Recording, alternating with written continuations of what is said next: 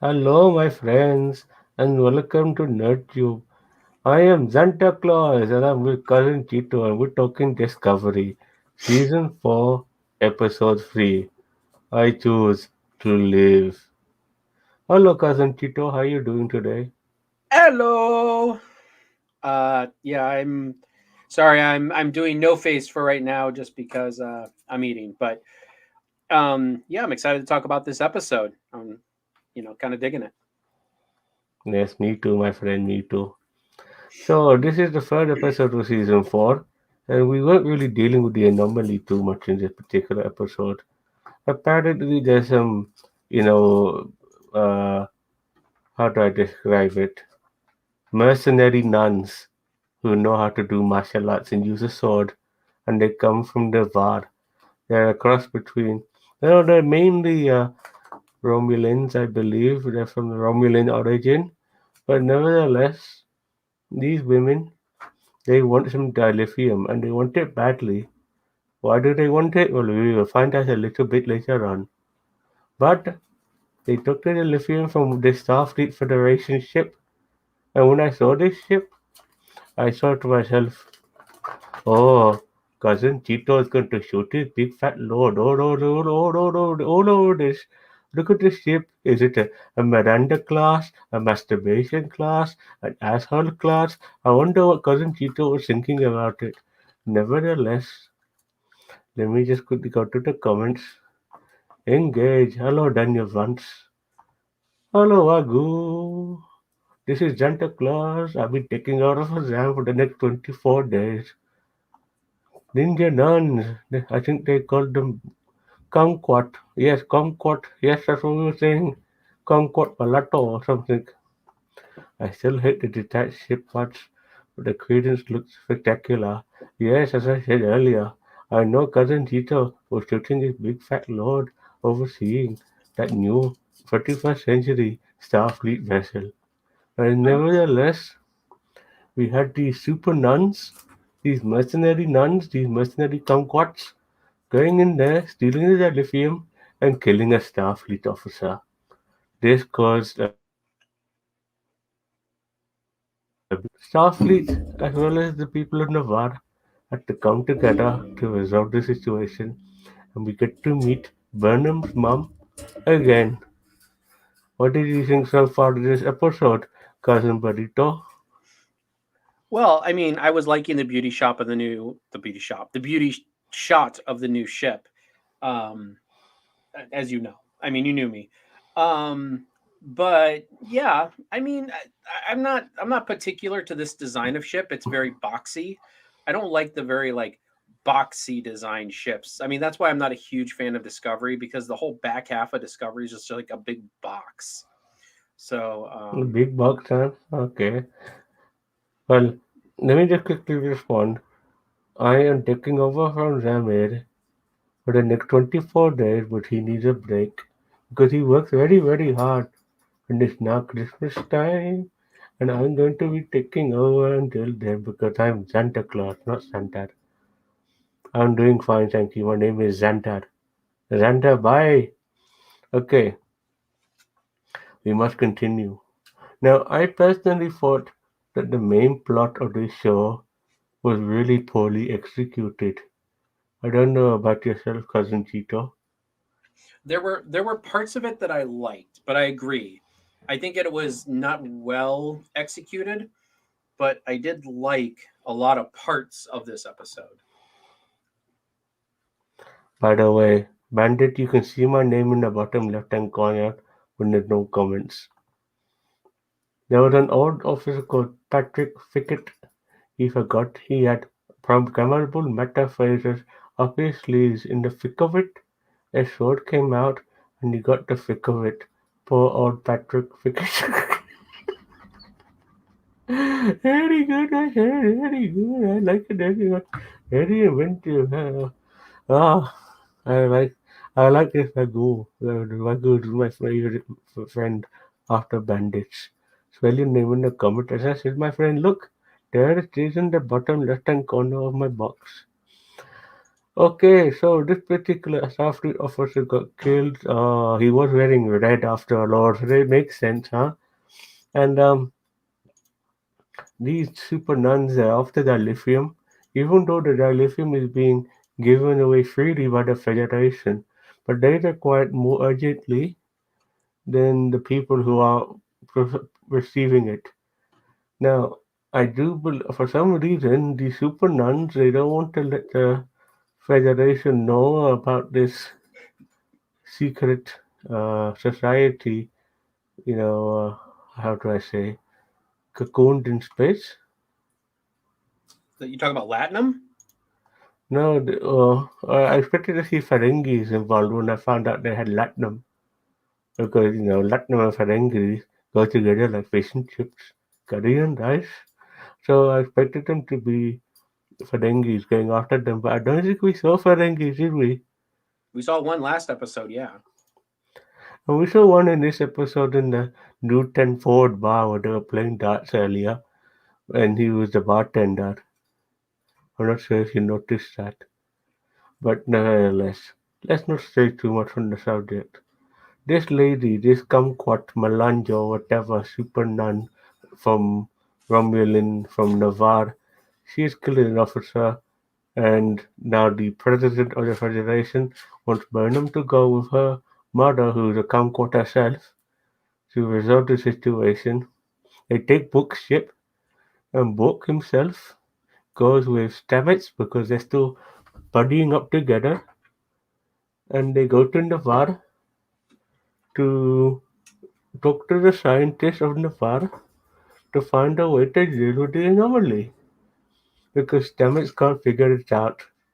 He's looking at all of these mathematical equations and he can't understand what is going on. That's why he's asking for help from the Vulcans. And I have to be honest with you, ever since Enterprise, Vulcans are coming across as assholes, don't you think so? Yeah, always. I mean, I really feel like the Vulcan, except for the Vulcan president. I mean, she's okay, but She's okay, but the arrogance of these guys, oh, you're emotional, you can't think straight. We're, we're fucking Vulcans, we know better than anybody. We're Vulcans, we're the best. Anyway, it's hard how the press says to Mike, you have my confidence. One episode ago, she was berating her for being a bad captain. So I was thinking that too. I Eh, don't think she was You know, berating her to being a bad captain. I just think that she didn't think that she was suited to work on like an experimental ship. yes, I do agree with that. But I think she also had the confidence because she's working alongside her mother. And I thought that was like the ace up the sleeve for the president as far as she was concerned. But I am liking these superior officers, these superior people a lot more in Discovery because usually when it comes to Star Trek, once you're a rank of Admiral and beyond, you tend to be very incompetent. But this time around, they're kind of changing that with Admiral Vance being a very competent person and the president being more than a one dimensional, egotistical bureaucrat, if you know what I mean.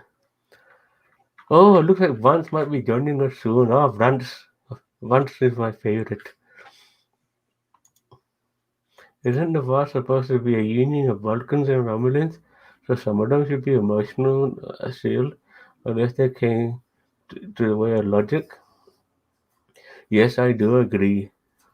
But I don't write this show, so it's very hard to understand what the hell is going on at times. There was a lot of, in my opinion, a lot of plot holes in this particular episode. So yes, I understand where you're coming from. Um, Anything to add so far, Bobby, please?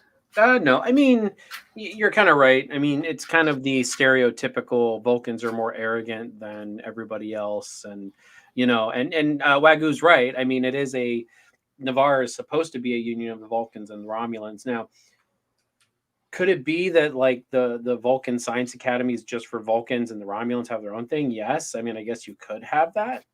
maybe it's like two separate nations, like like the world of Navarre is together, but like on the actual planet, it's more like, you have like Vulcans and Romulans in different areas, more like, they've just chosen to live on the same planet, but yet not, not intermingle too much. I don't know. I mean, I'm just spitballing at this point, but Wagyu will become a proper journalist here. He has said the writer of this episode, her last work before Discovery was called Warrior Nun.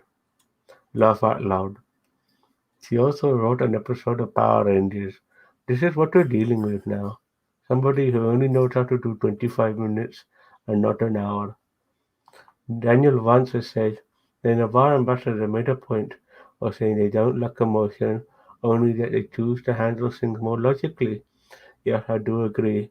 And that's why she's the ambassador, because she has to deal with people who are not necessarily Vulcans, and so she's a lot more lenient, and she's a lot more diplomatic in that sense, in my opinion.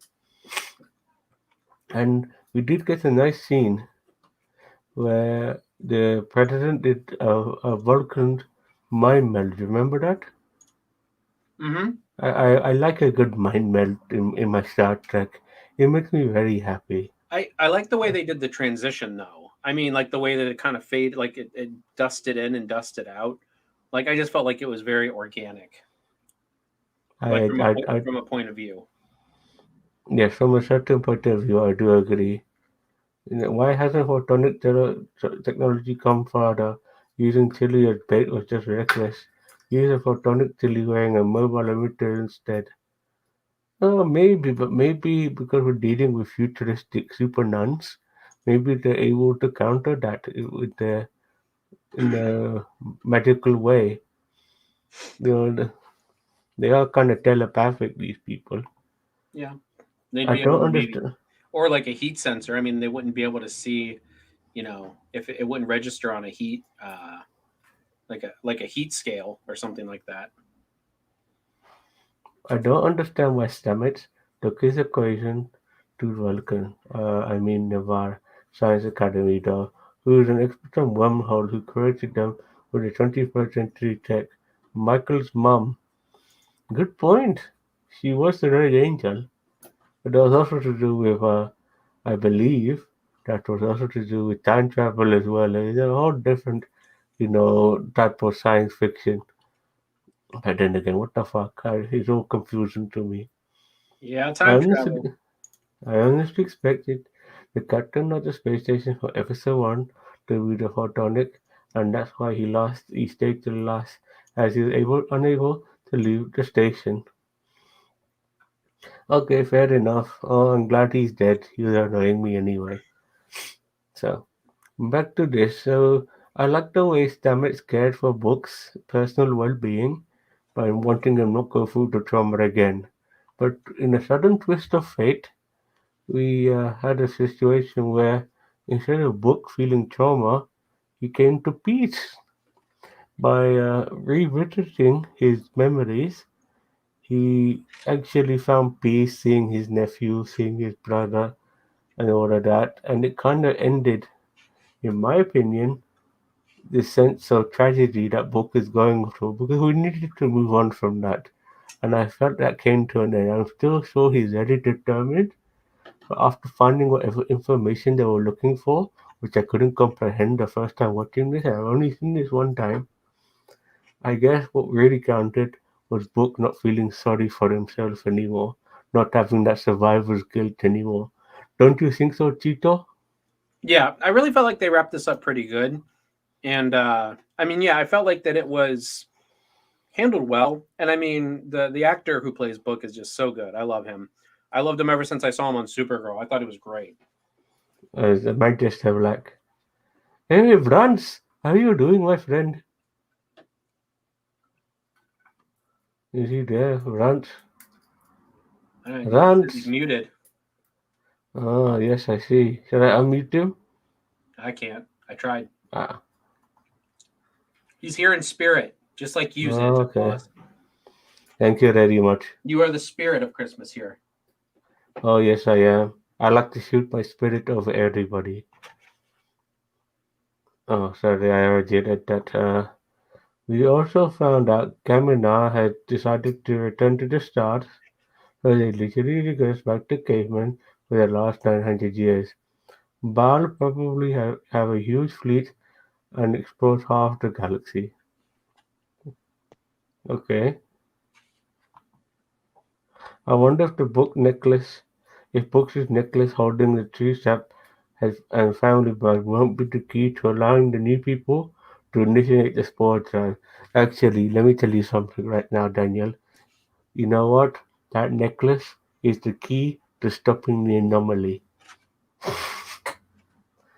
Okay, Daniel, sorry, Rance, Rance, are you here? Yeah, I'm here. I can't really hear much of anything. I think I'm gonna have to dip out, guys. I'm still having the same problem that I was having with Cheeto the other day. I don't know what's going on. So I'm I'm sorry to hear that, my friend. yeah, I'm sorry. Good to have you. And this is the first time we have worked together. Myself and yourself. Looking forward to this collaboration. Yeah, I'm sorry. I can't hear anything. I'm sorry, guys. Sorry, guys. No problem. Hope to see you soon. Wouldn't surprise me on the necklace. Yes, I totally understand that, Wago. So before we go back to the main plot, we also have another plot. Yes, and that plot is to do with Gray. This person is going to have a spirit put into a new body, which we see being created by Cover.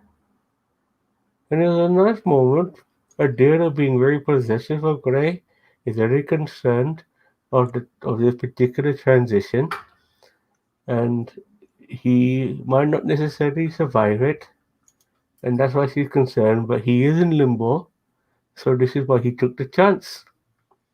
What did you think of this plot overall? I mean, I thought it was all right. I don't know. I'm still trying to figure out the science behind getting Gray into the other body. I mean, did they take the symbiote and put the symbiote in the not the positronic, the synthetic person, or like body, or like did they take her consciousness and transfer it? Like I was confused as to how they did that. Like is I am I, Paul, I am I am still confused myself to tell you the truth yeah, is because Paul now not got the Trill symbiote? Like what? I don't know what's going on there. I don't understand myself because I do feel the spirit of Grey was with Adira and that spirit was still the same persona as if it still had the symbiote inside it. So I'm very confused on what the hell is going on. But as far as I'm concerned, Adira still has a symbiote inside her. Doctor Pollard's actor is obviously not available. Doctor Culliver waves to the corner of the room and mentions her, but never on screen. Funny how they ran off to play darts right after the procedure. Yes, but I very much looked like the look of the 10 forward on Discovery. I thought it was lovely. And I love that dartboard. I want one for myself, so I can give it up to all my children. It is just Grey conscious. The symbiote is still a Dara, but presumably missing Grey's memories. Fair enough, fair enough. When Dara became joined, they transferred all the spirits into her. They transferred just the spirits of Grey to the android. Adira still has a symbiote minus Grey. Okay, the dark board looked cool, but the CGI team fucked up. The board has two number 12s on it and no number 15. Oh, good spot. I do apologize. It's very late here, and I'm an old man, and I'm sorry for yawning all the time.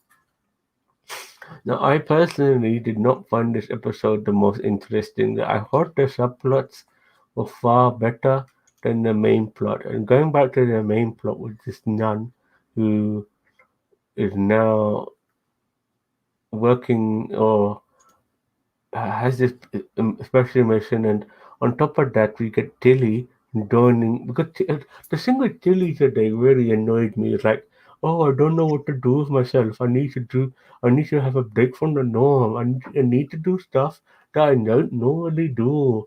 I really found that very frustrating today from her, the way she was portraying herself. And so Saru decides, okay, before you fucking water my plants, I'm gonna suggest that you go on some dangerous mission which you're not qualified to do. What did you think of that? That was one of the things that I was kind of head turning and scratching. I'm like, okay, we're going after some murderous Vulcans, and we're just putting Tilly in there just because she wants to get out of her comfort zone. Mm-hmm. Yes, it's, Okay. exactly. As I said before, how already like this they found a new species of alien and they didn't even make contact with it. They were in these cocoons and then they found out where the lithium was going and then they kind of switch off the power so they can bait the crazy kumquat lady. Oh god, like just talking about this episode, the main plot is very jarring because I do like this show and I don't like to nitpick too much, but nevertheless, I just did not like this main plot at all. It really did not float my boat, especially coming across a new species of alien, an alien they did not even make contact with the Federation, a race that they're not even familiar with, but have been in some stasis for God knows how long. There's a whole bloody story there. And I understand that they had to try to move them because of the anomaly, but still, it's just everything. Like, this Kumquat lady could have gone to the Federation and asked for dilithium if she told them that these people were going to die from the fucking anomaly. It's just, it's just not feeling it at all. Tilly takes the first officer aside to talk about how unstable and mental she is, then Sulu sends on a suicide mission as he's sick of her and makes she didn't die. You know what, Waku? That's a very good point. You know what Sulu should have also done? Made Tilly touch her fucking plant. Maybe he would have got rid of her quicker. I found that ridiculous. I really like the new alien design, not just the weird head and ship design. They just wake them up and bugger off without even warning them about a nearby anomaly. Yes, because I think end of the day, those aliens, once they woke up, they still went down to that planet, no? Yep. I don't know how did they get down, and I only watched it once today, but like how did they get down? Like how did they get down without being detected? And what I mean, like what I. it was very confusing for at a bunch of points. As I said, I liked parts of this episode, but like the plot, as you said, the main plot overall was not very conducive and not very coherent, in my opinion. I hate it when they introduce Michael's mom because it always is just annoying, in my opinion. Um, A mini conflict or such. yeah, like you figure that Starfleet and well, not just Starfleet, but you figure that they would see that Michael's mom logically is the wrong person to do this because she has a history with her. And it's like, I mean, okay, I can see like maybe Burnham wanting to go, but like and then her mom goes, and it's just like they just love shoehorning Michael Burnham and her mom in. Like I don't We're understand. gonna we're gonna see her at least once a season, at least. Yeah, I know. The other thing before you get on to the comment I want to mention is in the beginning. Sorry, I just ate, so that's why I was kind of distracted. I loved how they actually gave the captain, was it a captain or commander? He was able to fight. Like he fought like pretty impressively with the Kamalat and held his own. It actually shows Starfleet officers fighting and actually putting their training to use instead of using just double axe handles. Uh, uh, uh. I actually thought to myself, wow, he's sounding a bit, you know, yeah, he sounds a, I don't want to say aggressive, but he was making like angry sounds. I thought, is he human? I looked at his ears. Yes, he's fucking human. No ridges on his face. Yes, he's human. And yeah, I liked the fact that he was fighting to survive. I liked it very much. Ever since Tilly touched the meteor piece in the bay last season, she's been on an arc. Seeing her old friend from the academy was just the first manifestation, part of the dark matter storyline. Yes, I know, but I think we kind of got a bit of old Tilly today, and I thought she kind of grew up a little bit, but she can still be a bit of a fumbling, bumbling idiot, and we kind of got it today, in my opinion. I And mean, and I I'm thought okay with that because that's why I didn't. I mean, Tilly's young. Like Tilly's not not a seasoned Starfleet officer. Like that's why I was so confused when they made her first officer. I'm like, why? Like, why would you but do she kind this? of showed massive growth in Yeah, season three, leadership qualities and everything. yeah, and I And she agree, kind but at the same time, she's still a young officer with not a lot of experience. So I agree that she's had growth, but still, I felt there's there's a little bit of she reverted a little bit. This is the same lady when they went to attack Osara said that it doesn't matter if any of we keep going there, we keep going, we keep trying to find her, we keep attacking, and if our friends get shot and they die, we don't go and pick them up. We just keep moving. We leave them. She had that sort of attitude, and all of a sudden now she's back to old Tilly. I didn't like it. okay. And I mean, you're not. I'm not saying you're wrong by any means. The fact that that there was some regression here because I did get a sense of old Tilly here, but I honestly felt like it was. I felt like Tilly, for lack of a better word, grew up too fast. You know what I mean? I do agree. I do agree. Now we'll either never see the aliens again, or the we favorite antagonists later in the season, maybe the first invasion from Andromeda through the sort of wormhole. Now Maybe. these aliens are Mm, going to be the ones who solve the wormhole problem, yes, or they caused the wormhole problem. Who knows? or they cause the wormhole problem. Because they were sleeping and then they dreamt it up in their dreams. And Okay, Santa Claus brought it to them. yes. Commander Pickett knows Kung Fu. He just forgot he can use a phaser beam. But they do show him trying to reach for the phaser before he dies. Yes, this is why you always need to keep one on your personal possession and not at reach of any place. Keep it on you for fuck's sake, you know? Okay, Tilly has reached mature. Tilly has really matured though. She's not the person she used to be. She's gone off cheese though. Yes. Now this thing with the macaroni and cheese. What the fuck was that all about? Now I'm not American, and I think macaroni and cheese is very overrated, like the Princess Bride. But nevertheless, Oh you shit! You're about to get motherfuckers, some hate. yeah, I don't give a fuck. I've always thought that film was just okay at best.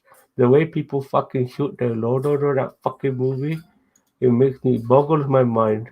It's okay, nothing more, just okay. Anyway, chili and mac and cheese. Does she not like it anymore, or she was just experimenting with it, or she never liked it? I think she was making it sound like she was experimenting with it because she said they said she had to get out of her comfort zone. So that's why I was thinking she was experimenting with it, like her college years. So Or she's acting more Commander Killy to me, and trying her best to incorporate it into herself. Well, fair enough. But look, just like I said, talking about the main story, I find very jarring. I, I I find the other storylines to be much more interesting. Obviously, Book and Stamets was very good, yeah, and I like the way Book came to peace. And and at the end of the episode, he's sitting in Michael Burnham's room, and before they ban, he's just looking at a holodeck version of his planet and the roof. I like that very much. Yeah, But well, and it shows more development in that whole story. As I said, I don't think Book is over it completely, but he's definitely making like great strides right now to to heal and to become whole. mhm. And on top of that, I think the best storyline of all was the Ajira and Grey storyline. That's the one which kind of got me right in the ticket. And when Grey, after having that procedure done to her, and we also see that lovely troll man from season 3, Hmm. remember? Muscles, yeah. Arnold Trillinator. But he was one of the good guy trolls. Yeah. He was the good guy troll. He was the one who accepted Adira as the new host of the symbiote. Hmm. And nevertheless, he was there to help with the joining of this new body. And then Gray wakes up finally with Adira next to him the whole time. And then we see Godbear running in there, giving hugs as well. They're all hugging each other. Everybody's happy. I'm happy. Santa You know. Claus is happy. Oh, my friend, I was stroking my bed like no tomorrow.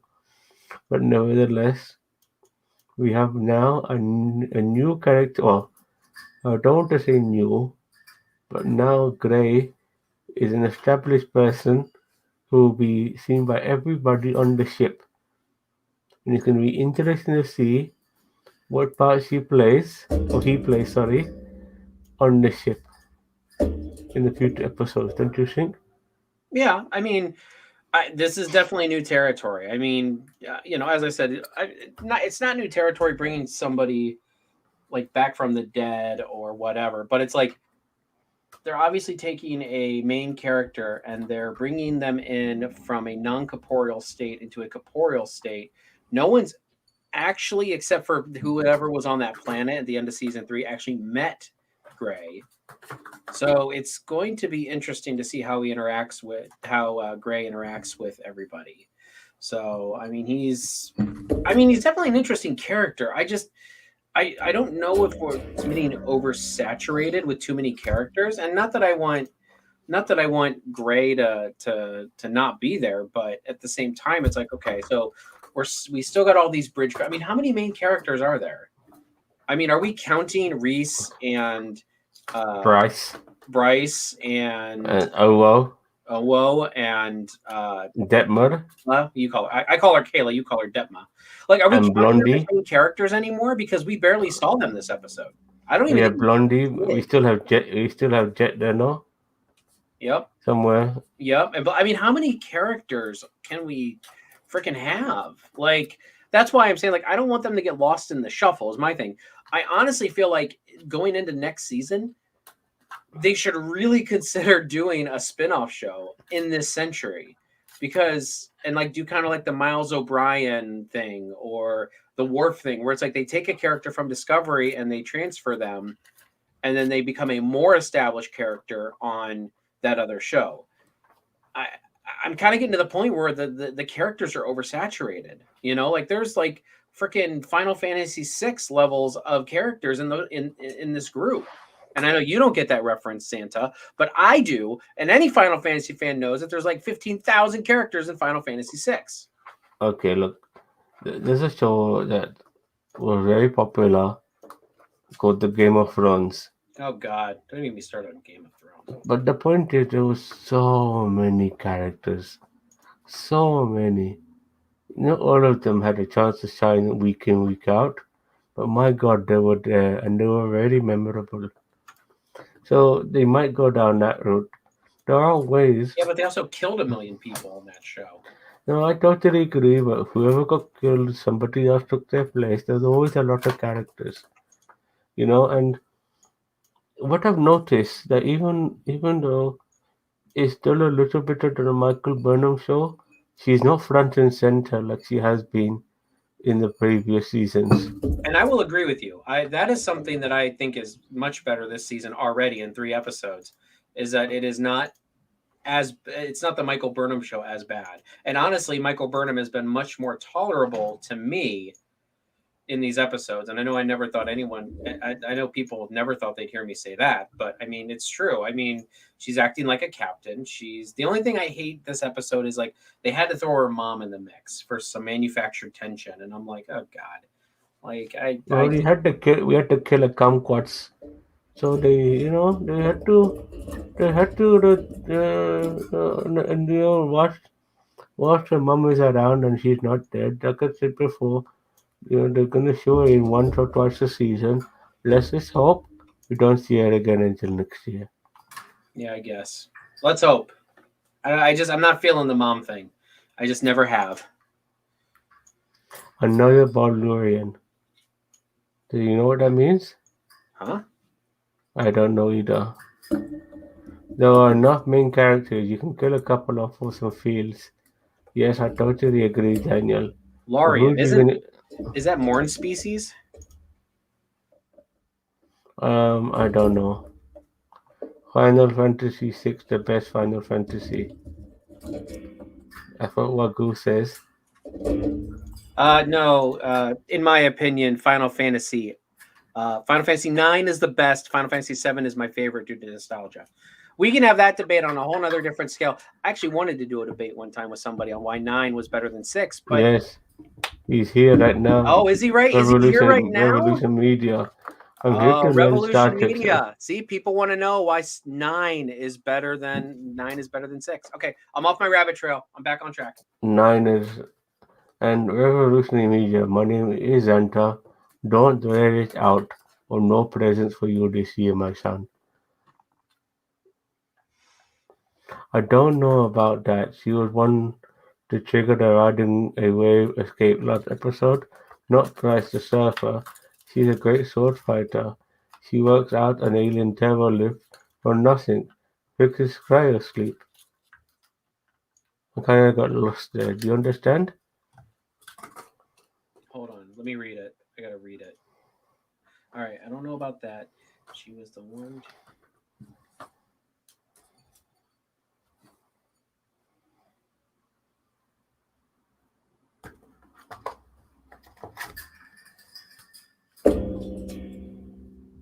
Oh, basically describing this episode. Why Michael Burnham? Like basically, she's a great sword fighter. She walks out an alien turbo ship from nothing and fixes cryosleep. Like basically saying that she's like the Mary Sue of this episode. Yes, but I like her. I like her very much. Okay. Yeah, Learning Moon's oh yes, I remember. yeah. I was about It's to say that's funny what I seeing thought a of her moon Morn looking voice. like yeah. Oh, fair enough. No, no, she is, but she's not hogging the limelight as much as she used to, and I like that. She's this show to a degree. I mean, to a small degree, is a bit like the original series where Kirk always hogged the limelight, and that's what they're doing like this with Michael Burnham. But it's not as bad as before. Before it was Burnham, Burnham, Burnham, Burnham, everything Burnham. But now it's not so bad. We saw subplots with Book and Stamets. We saw subplots with Adira and Grey. Even the subplot with Tilly and Saru regarding Saru's plants. So, yes, there was a little bit of sharing the wealth, so to speak. We didn't really see much of the bridge crew today, but nevertheless, some other people got just to shine, and Michael Burnham was just there because she, end of the day, is Michael Burnham, and the show will always be fixated around her, but I don't mind too much. I've learned to accept that. As I said, I've always said I understand that Michael Burnham is going to be a main character, just like Jean-Luc Picard was going to be a main character. However, they also gave plenty of shine on DS9 and TNG, and even on Voyager, kind of to other characters. So I mean, I understand that they're doing that. They are going, that Burnham is the main character. I just think sometimes they go a little too far that way. And this season's been a little bit better than last season. Yes, and also being the captain kind of makes a little bit more sense. She's the main character. But like I said before, now she's captain. She's somehow not as main as she was before, which is unusual. But still, it's okay. And this is different to the previous Star Trek shows, which were more episodic, and they kind of focused on different people with an overall story narrative.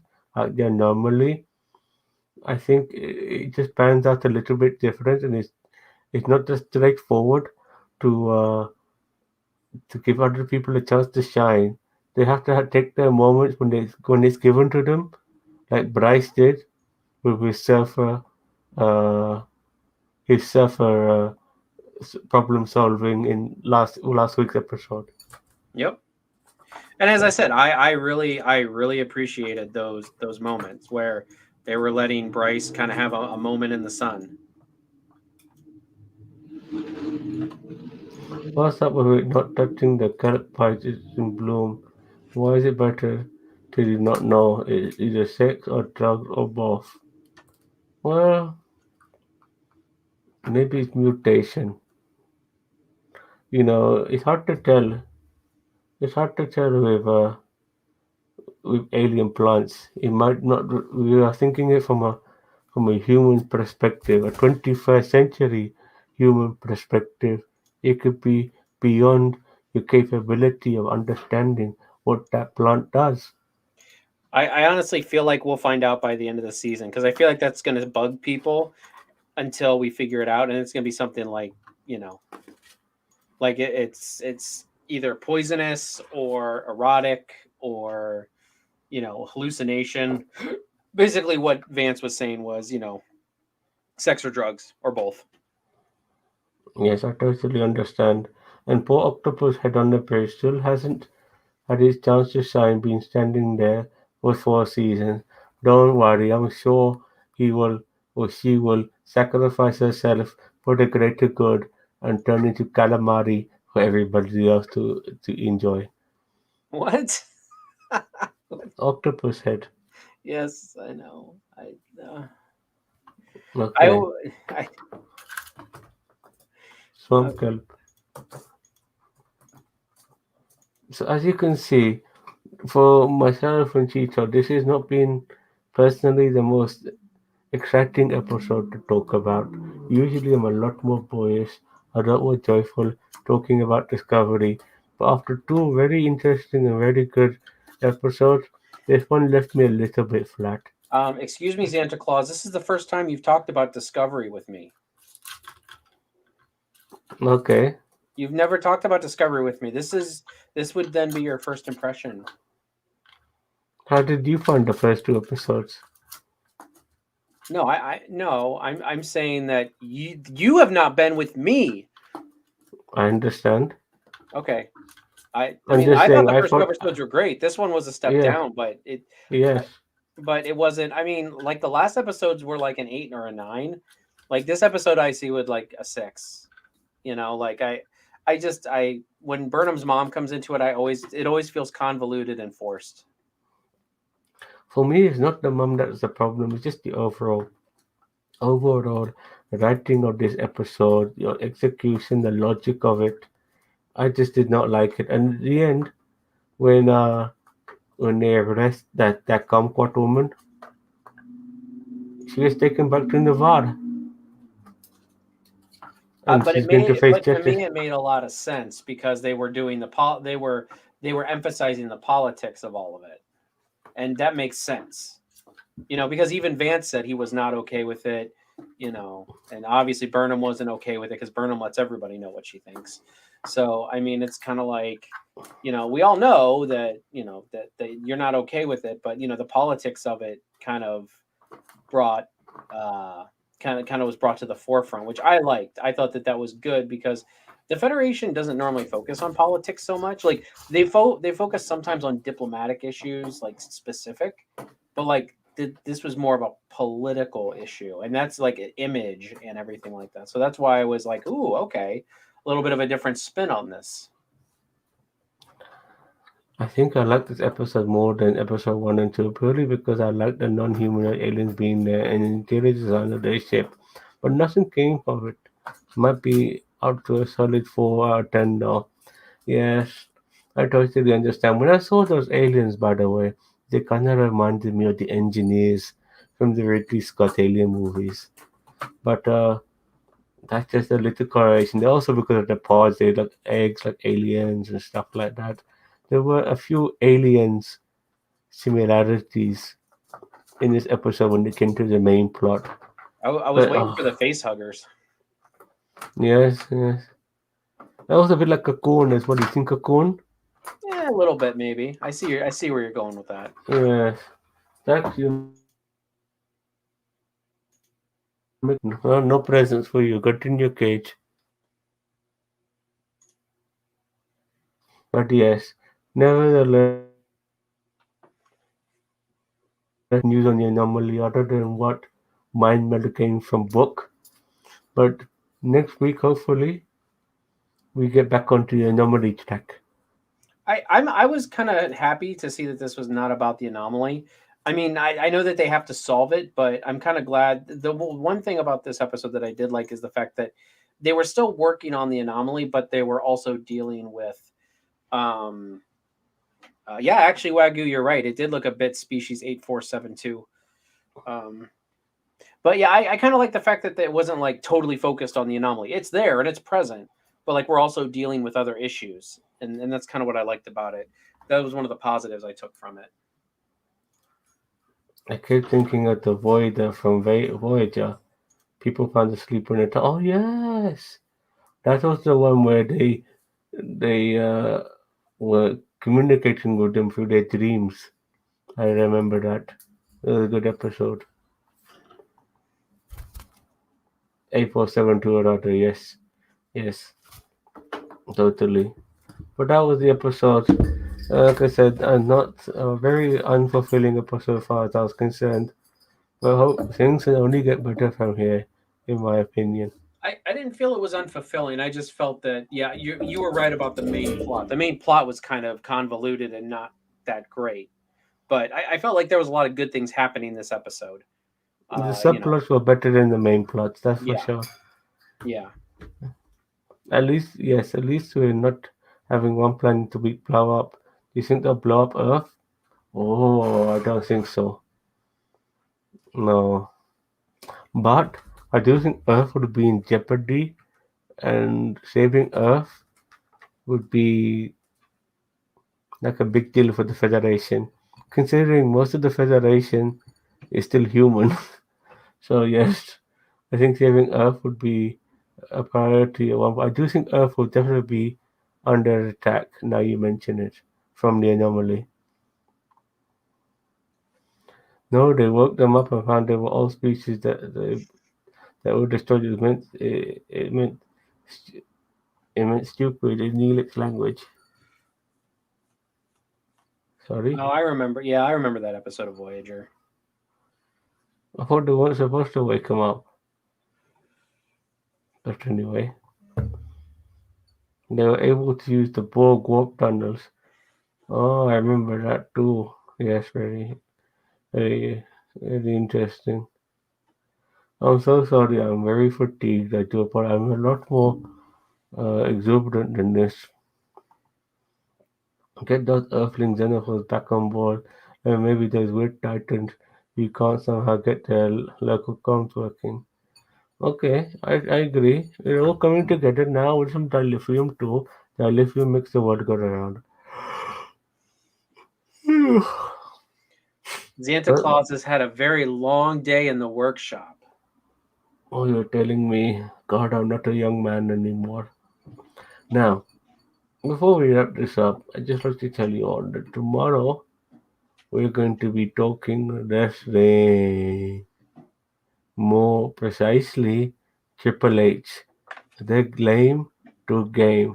This man, he married his way to the top of the business, made friends in all the right places too, and now this average wrestler who's always been very good on the mic is now the one of the most powerfulest men in the business. And we will be talking about Paul Levesque, Triple H, tomorrow in a special stream. And I hope you guys join us for that. Is Zanta busy is Zanta's busy season? We understand, yes. Yes, and thank you very much. And but you'll be having me for the next few days. And I am very much looking forward to doing all these streams with you. Except they have a friend running through things now that the addition is cruel. They all need to be weaned off it. Well, they have to find out the ways of powering ships, I guess. I'm surprised after all these years, all these different species, that everybody uses fucking dilithium. Looking forward to your Young Justice review.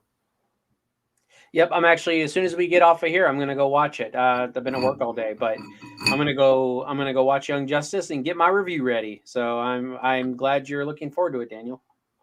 Daniel Vance is a show on Netflix called Super Crooks.